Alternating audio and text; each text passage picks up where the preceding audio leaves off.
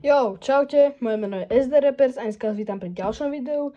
Dneska by som vám chcel ukázať taký hack, sa to dá nazvať, keď opravujete telefóny ako ja a chceli by ste napríklad, ja neviem, ušetriť na dieloch alebo napríklad ponúkať vlastné refurbished, čiže v podstate renovované diely. Čiže dneska by som chcel robiť v podstate refurbished housing, alebo ako sa pripravuje housing na refurbished.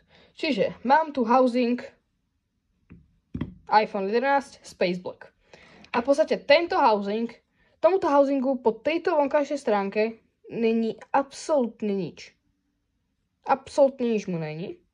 A ide o to, že keďže tento housing je úplne v pohodičke, len sklo je rozbité, tak ja to robím v takých prípadoch, keď ten housing vyzerá v pohode, že zlúpnem to sklo a keby náhodou príde zákazník s tým, že hej, mám iPhone 11 a chcem vymeniť toto, zadný housing, tak mu poviem, že má dve možnosti. Buď mu objednám nový diel, alebo mu to môžem spraviť hneď, a to s týmto refurbished housingom.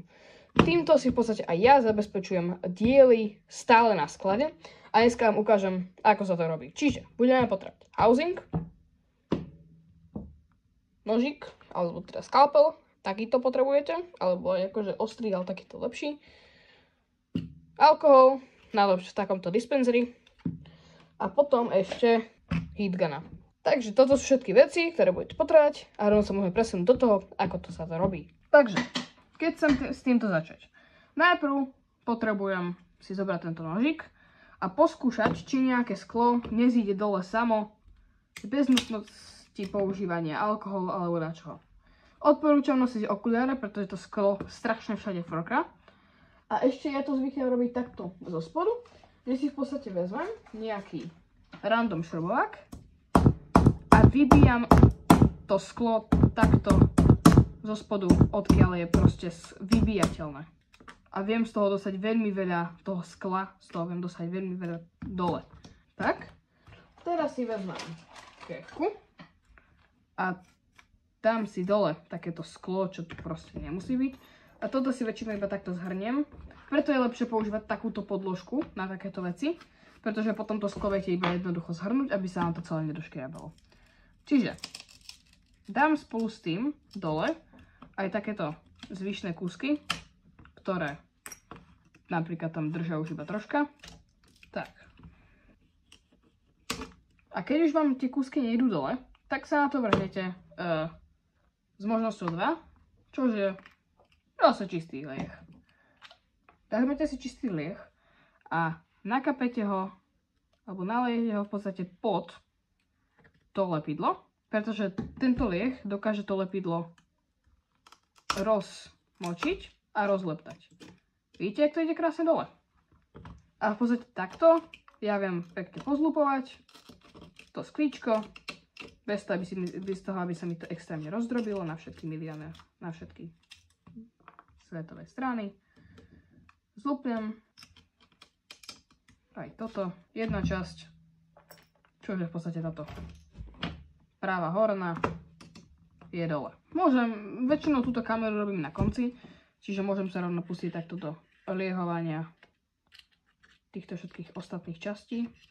Tak. A teraz tam teda obchám svoj skalpel. Tak. A dávam preč.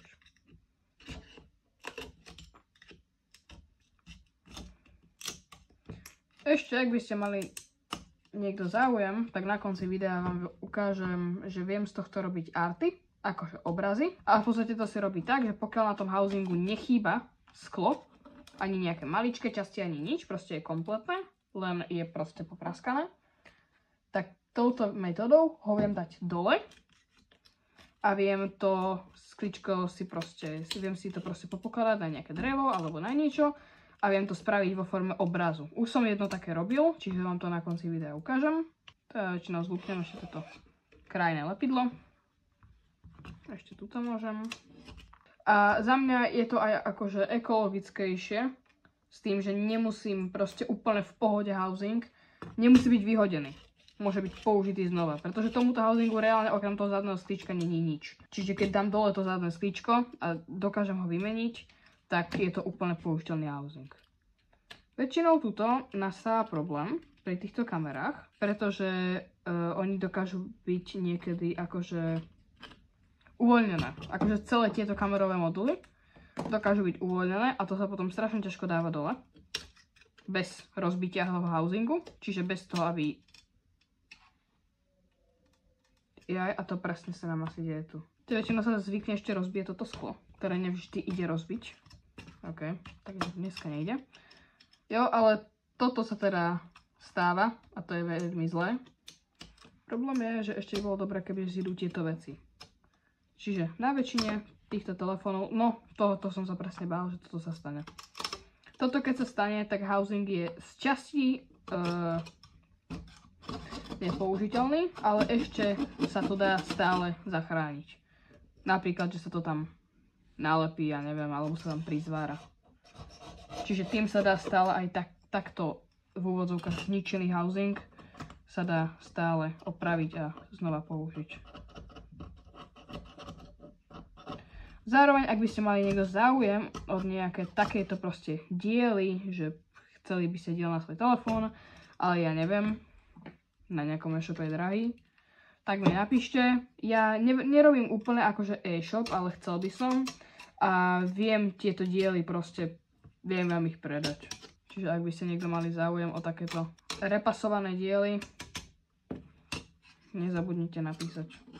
Nemusíte mi písať na mail, ale môžete mi napísať napríklad aj komentár. Akože ak chcete, tak mi môžete napísať aj na mail, ale môžete mi napísať aj komentár. Ja si ich čítam každý deň, väčšinou žiadne nepribúdajú, ale ak náhodou, tak viem vám odpovedať a vieme sa napríklad dohodnúť na tom, že by som vám takýto diel nejaký zaslal.